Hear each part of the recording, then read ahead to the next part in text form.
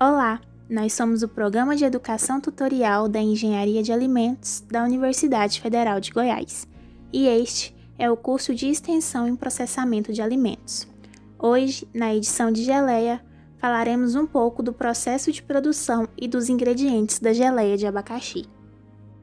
Segundo a legislação brasileira, geleia é o produto obtido pela cocção de frutas inteiras ou em pedaços, polpas ou suco de frutas, com açúcar e água, e concentrado até a consistência gelatinosa. Os ingredientes utilizados foram 500 gramas de abacaxi, 300 gramas de açúcar, 100 ml de pectina líquida caseira, 100 ml de água filtrada e 5 ml de suco de limão. Mas qual a função de cada ingrediente na nossa formulação?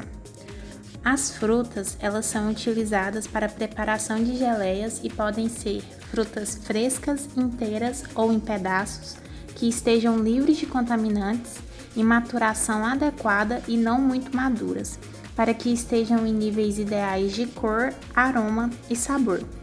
Pode também utilizar frutas congeladas que não passaram por descongelamento anteriormente, polpas em estado de conservação adequado e suco de frutas feito recentemente para que não tenha alteração de cor e sabor, devido aos efeitos enzimáticos. A utilização da água se torna opcional e varia de acordo com a fruta utilizada. É usada para frutas que necessitam de cozimento prévio ou para frutas firmes que apresentam pouca água em sua estrutura, e para auxiliar a solubilização do açúcar e da pectina que serão adicionados. A pectina é um polissacarídeo encontrado naturalmente nas paredes dos vegetais, como frutas cítricas e maçã. Esse carboidrato possui a função de geleificação. Isso significa que apresenta a capacidade de formar géis, auxiliando na consistência uniforme e firme da geleia. Para a produção de pectina caseira, utiliza-se água e maçã. E para entender um pouco mais sobre o processamento, acesse o vídeo Como Retirar a Pectina da Maçã, que está disponível no nosso Instagram e também deixaremos o link na descrição deste vídeo. É adicionado o açúcar nas geleias, que também irá agir na formação do gel, garantindo rigidez na geleia, melhorando sua textura e aumentando o rendimento. Além disso, atua como conservante natural, pois a alta concentração de açúcar inibe o crescimento de micro-organismos. Para formações de géis perfeitos, é necessário um meio ácido, com pH próximo a 3,2. As frutas, em geral, já apresentam ácidos em sua composição. Entretanto, há casos em que não é suficiente. Assim, deve-se adicionar ácidos orgânicos, como cítrico, málico ou tartárico. Além disso, os ácidos podem também intensificar o sabor e agir como conservantes naturais. Agora que sabemos todos os ingredientes e suas funções, vamos para o processamento. A primeira etapa é a de seleção das frutas, no nosso caso, o abacaxi. A qualidade da matéria-prima irá determinar a qualidade do produto final. Assim, a fruta deve estar sadia, conservada e livre de contaminação. Deve também estar adequado quanto às suas características sensoriais, cor, sabor, aroma e textura. A segunda etapa será a de lavagem e sanitização. Primeiro, as sujidades maiores são retiradas em água corrente com a utilização de esponja e detergente neutro. Posteriormente, nossa fruta será imersa em solução clorada. Para cada 1 litro de água potável, será utilizada 1 colher de sopa de água sanitária com 2% de cloro. O abacaxi ficará imerso nessa solução por 15 minutos. Por fim, será enxaguado em água potável para retirar o excesso do cloro. A terceira etapa é a de descascamento e corte, onde o abacaxi é descascado e cortado em pequenos pedaços. À medida que essa etapa é realizada, o abacaxi deve ser pesado até atingir as 500 gramas. Com todos os ingredientes pesados de acordo com a formulação, chegou a hora de misturá-los, mas tome cuidado, pois existe uma ordem correta da adição desses ingredientes. Primeiramente, coloque todo o abacaxi em uma panela e adicione 1/3 do açúcar da formulação. Leve essa mistura ao fogo e espere o açúcar derreter. Após isso, adicione a água. Assim que essa mistura levantar fervura, espere de 3 a 4 minutos antes de prosseguir com a próxima etapa. Agora chegou a hora de adicionarmos a nossa pectina caseira.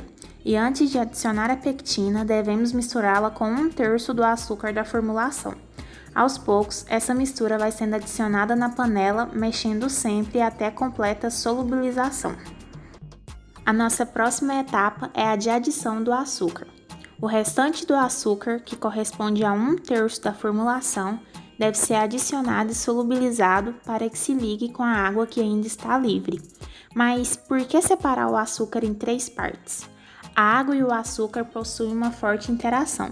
Se adicionar o açúcar todo de uma só vez, a água não irá se ligar perfeitamente, provocando a cinerese, que é a liberação de água no produto no período de armazenamento.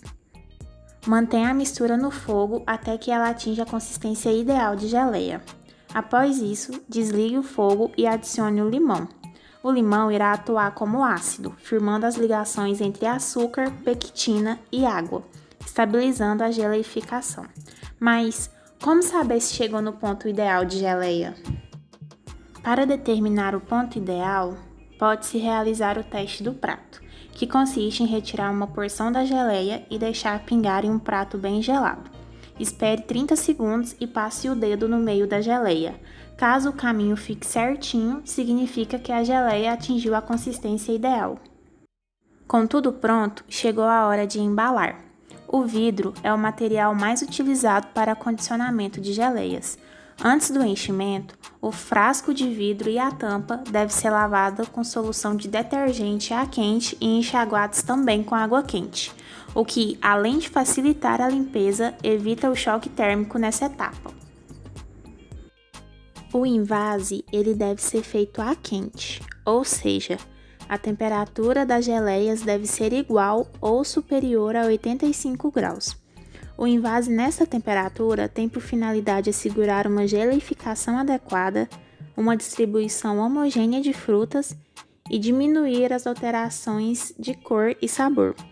Após o envase, os vidros devem ser fechados imediatamente e invertidos durante 5 minutos, para que a geleia entre em contato com toda a área da embalagem, inclusive com a tampa. Caso o envase das geleias ocorra a temperaturas inferiores a 85 graus, é indispensável o tratamento térmico. Logo, se faz necessária a realização da pasteurização.